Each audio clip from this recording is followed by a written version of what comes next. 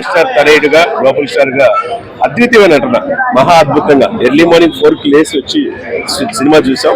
పనుల విధంగా ఒక ఐఏఎస్ ఆఫీసర్ ఎలా ఉండాలి, ఒక ఎలక్షన్ సిస్టమ్ ఏంటి, భారతదేశంలో ఒక ఎలక్షన్ కమిషన్ అనేది ఉంటుంది, చాలా మంది తెలియదు. 324 ఆర్టికల్ ప్రకారం వెరీ పవర్ఫుల్ ఆర్గనైజేషన్. ఒకప్పుడు టిఎన్ శేషన్ గా చేశారు.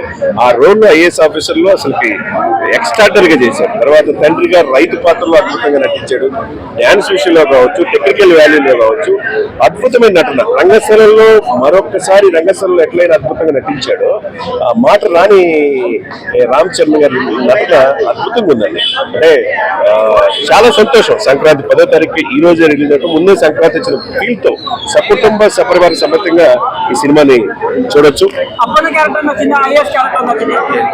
పోటాపోటీగా ఉందండి. అప్పన్న క్యారెక్టర్ ఏంటంటే మాట్లాడని వ్యక్తి ఏ విధంగా, రాజకీయాలు అనేది ఎలా ఉంటాయి, రాజకీయాలు ఏ విధంగా ప్రభావితం చేస్తాయి, సమాజాన్ని ఏం మార్చగలం అనేది చాలా చక్కగా అప్పన్న పాత్ర చూపించారు.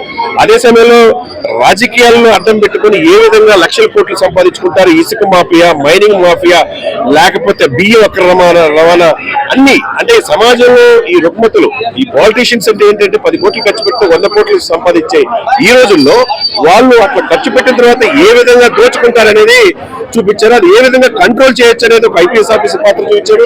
తర్వాత ఎలక్షన్ కమిషనర్ గా ఇటువంటి వాళ్ళని ఏ విధంగా నిర్మూలించాలి, ఈ భారతదేశం నుంచి ఇది గొప్ప దేశాన్ని ఏ విధంగా కాపాడుకోవాలనేది ఎలక్షన్ కమిషన్ చూపించారు.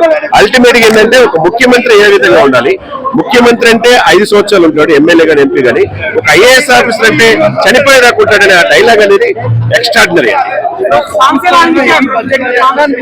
సార్ దాదాపు 450 కోట్లు అన్నారు, సినిమాలకి 90 కోట్లు అన్నారు.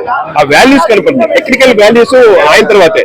సార్ క్రికెట్ కి ఆరాధ్యదేవం సచిన్ టెండూల్కర్, సినిమాకి ఆరాధ్యదేవం శంకర్ స్ట్రైట్ మూవీ 30 years లో ఫస్ట్ స్ట్రైట్ మూవీ ఇది నెక్స్ట్ లెవెల్ లో తీసుకొచ్చాడు. అంటే ఎక్కడ కూడా రాజీ పడల. 95 కోట్ల పాటలు కనపండి, ఎక్కడ ఒక పాటకి 19 కోట్లు పెట్టారంటే మామూలు విషయం. డెఫినెట్ గా కంబ్యాక్ అండి. ఒకప్పుడు ఒకే ఒక్కడు, తర్వాత ప్రేమికుడు కావచ్చు, భారతీయుడు 1 కావచ్చు, ఈ రోజున దాదాపు 30 సంవత్సరాలు ఆయన చరిత్ర స్ట్రైట్ మూవీ గేమ్ చేంజర్ చరిత్ర కాబోతుందండి.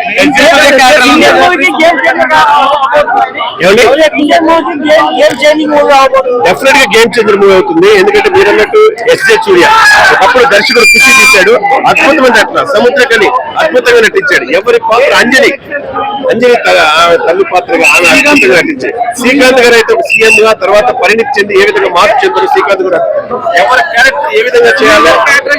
సునీల్ గారు కూడా చాలా రోజుల తర్వాత మంచి ఓవరాల్ గా సినిమా సూపర్ హిట్ అండి. సంక్రాంతికి మంచి సినిమా చూసాం. సంక్రాంతి విన్నర్ ఇదే. డెఫినెట్ గా ఈ 3 సినిమాల్లో గేమ్ చేంజర్ అనేది సంక్రాంతి విన్నర్ గా తెలుసు.